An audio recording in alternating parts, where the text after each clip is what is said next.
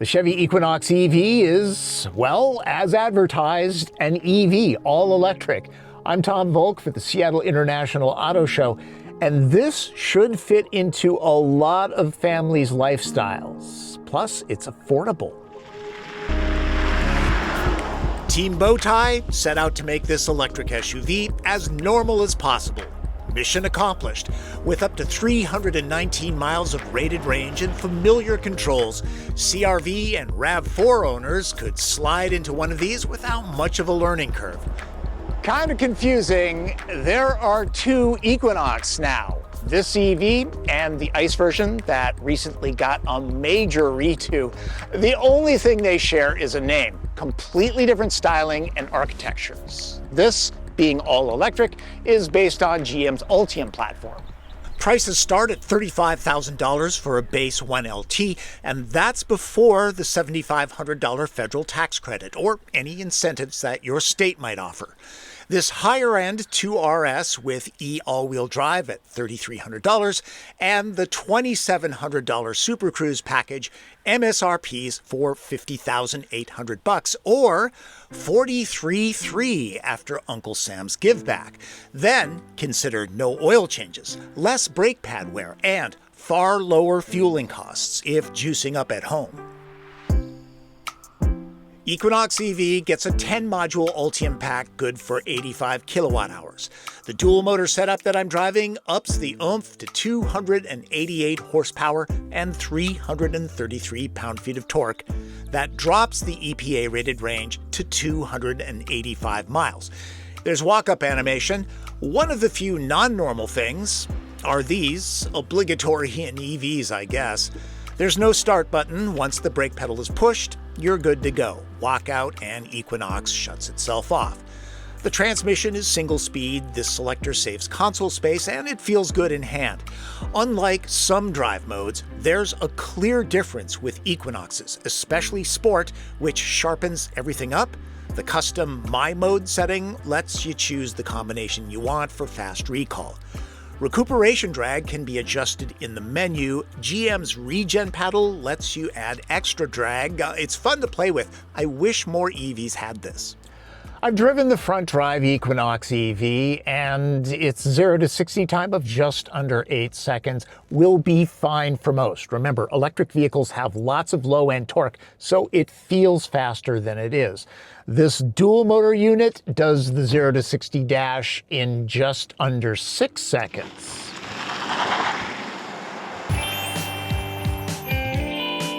Off the line, the torque delivery seems more measured than other EVs. There's added low-end punch in Sport mode, but still, overall, Equinox has a smooth, linear power curve that mainstream owners should like. RS is a trim package. It drives the same as the LT. The real plushmobile in this segment is the Nissan Ariya. It is exceedingly comfortable, but so is Equinox. The suspension is a little bit firmer, so when you chuck it into a corner, there's less body roll. It's more controlled. There's a little bit of road feel, not gobs and gobs. Also, it's very quiet. And no vibration found in gas engines. The selectable performance tone is subtle. A Cadillac Lyriq could take lessons from Equinox. The driving position is raised a bit, what people like these days. Visibility is quite good for a modern vehicle. Out the back, not so great. One-pedal driving aficionados will love the Equinox EV. You can set it every which way from Sunday. This is the most aggressive setting. It holds this thing down to a complete stop right quick. Maybe too quick, because in this mode, the throttle is so touchy, it's a little bit difficult to drive the Equinox smoothly. I prefer the regular mode or off. You've always got the paddle. You can dial it in that way. Really, there's a setup for every driver. Range. The EPA rates the front drive Equinox EV at 319 miles. This one with all-wheel drive, 285. Now, I've driven this quite a bit in temperatures in the mid-60s, half on the highway, half in the city. I am a little bit more of an aggressive driver. I'm seeing about 275. And this one has the larger 21-inch wheels. Not good for efficiency. For the best EV owner experience, charging at home is important. Most people only drive 40 miles a day, so even in cold weather and charging on 120-volt current, there really should be no range anxiety with Equinox EV. I'd be comfortable setting the charge limit to 80%, which helps to extend the battery's life. It helps that pack preconditioning is a thing since temperature can affect charge speed.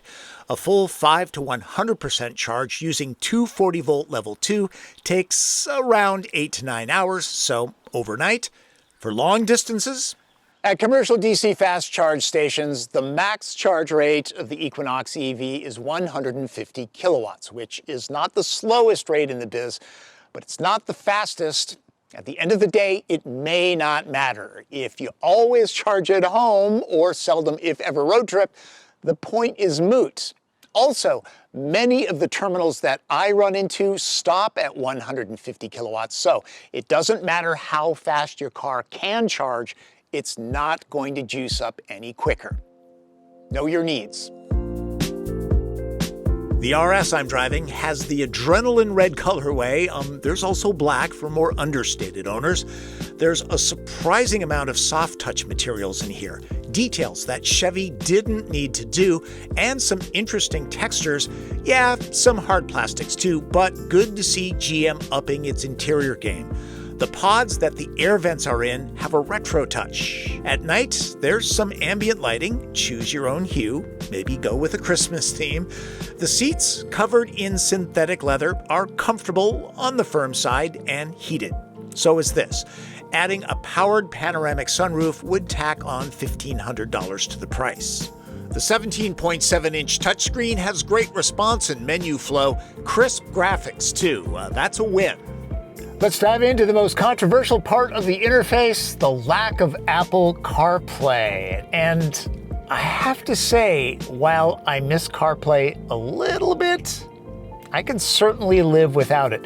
For starters, you can use your iPhone. You just hook it up using Bluetooth. If you want to make a phone call, just say, hey, call Mariko Kakeuchi. Got it. Calling Mariko Kakichi. Forget it. I know she's playing pickleball. You can text too. Hey, text Martin Campbell, say, have you seen Evil Twin? I think he's in jail. Maybe he is somewhere in Florida. Okay, that makes sense. iMessage is not native on this system, and if you're like me and you prefer Apple Maps, no, it does not show up on this screen. That's exclusively Google Maps. Storage is all over the place. That's pretty well done. EVs, being smooth and quiet, are good for listening to music. The unbranded audio system sounds good, but doesn't get overly loud for those that want to rock out. I can definitely see Equinox EV being pressed into family duty in the backseat, used a lot. Anyone 5'9" like me will be very comfortable back here.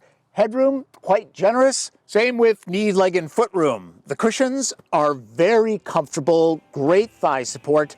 The door openings are a little bit on the small side, but getting car seats in and out shouldn't be too much trouble. These are decent sized, and there are pockets on both seat backs, thanks Chevy. No separate climate zone back here. At least there are adjustable vents. You can charge phones back here, that's good. The floor is board flat, which helps with foot room.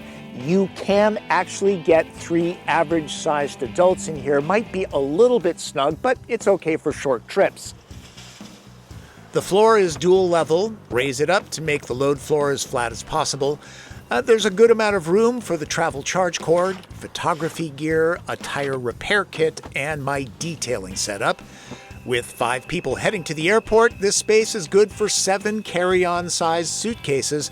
That's 26 cubic feet of cargo room. It is a reach to drop the seats, so to keep your Levi's clean, it's better to go around to the back doors. In max cargo mode, there's 57 cubic feet. Equinox EV delivers on a number of different levels. The price is right, range is great, It's quiet, it's comfortable, it's very usable, and very normal. Like any EV, it can actually be more practical than gas-powered vehicles if you're charging at home. These are available at your Chevrolet dealer now.